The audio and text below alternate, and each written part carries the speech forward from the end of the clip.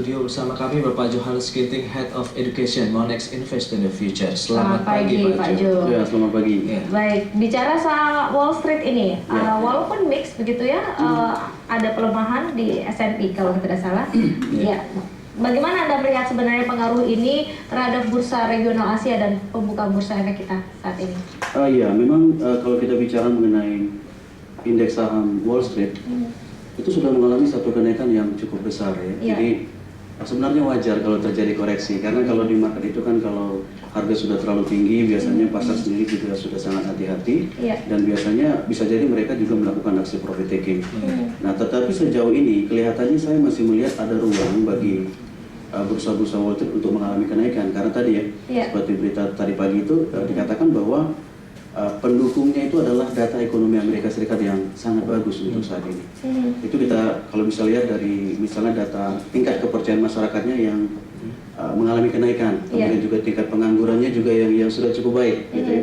Kemudian ada ekspektasi pertumbuhan ekonomi yang juga meningkat untuk tahun mendatang meskipun dalam situasi krisis misalnya. Nah, ini semua akan menjadi satu penopang yang sangat baik, yang positif untuk bursa saham Wall Street, dan ini bisa jadi juga akan berpengaruh positif kepada bursa Eropa ataupun juga bursa Asia. Secara tren seperti apa sebenarnya Pak untuk Wall Street sendiri? Trennya apakah memang sudah kelihatan bullishnya sudah mulai nih sekarang dengan maraknya laporan keuangan?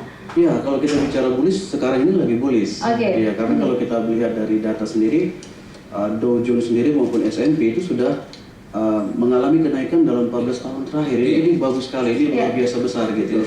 Tetapi sekali lagi kita perlu hati-hati ketika dia terjadi bullish yang begitu besar, ada kekhawatiran bahwa akan terjadi juga koreksi yang besar. Nah, itu yang kita khawatirkan. Tetapi sejauh ini data ekonomi Amerika Serikat sendiri memang mendukung untuk sahamnya mengalami kenaikan. Baik. Bagaimana dengan kawasan Eropa ya? Kabarkannya zona Eropa berhasil lagi menggelontorkan dana ya untuk bailout dari 700 sebelumnya 500 miliar euro. Iya, ini juga cukup baik ya. Artinya pemerintah Eropa sendiri, Uni Eropa sendiri, mereka sepakat untuk memberikan bailout. Ini kan bagus sekali, apalagi dalam situasi yang tidak baik sekarang ini.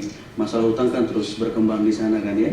Nah, jadi ini juga positif. Jadi faktor tadi Amerika Serikat juga ekonominya bagus, kemudian dari Eropa sendiri istilahnya under control gitu ya. Nah, jadi ini semua jadi satu sentimen positif yang global, dan itu bagus sekali untuk bursa. Kalau untuk bursa lokal Pak, Indonesia IHSG kita seperti apa nanti dengan kondisi ini? Iya, saya kira juga akan berpengaruh positif ya, karena kan indeks harga saham gabungan juga pasti kan mengikuti apa yang terjadi di bursa global. Apalagi dengan ditundanya kenaikan BBM, itu otomatis kan inflasinya jadi sedikit tidak mengalami kenaikan ya, tertahan. Itu baik sekali. Kemudian dari sisi keamanan juga cukup baik. Jadi untuk saat ini saya kira IHSG juga akan mengalami hal yang positif. Baik, kita break dulu Pak Jo.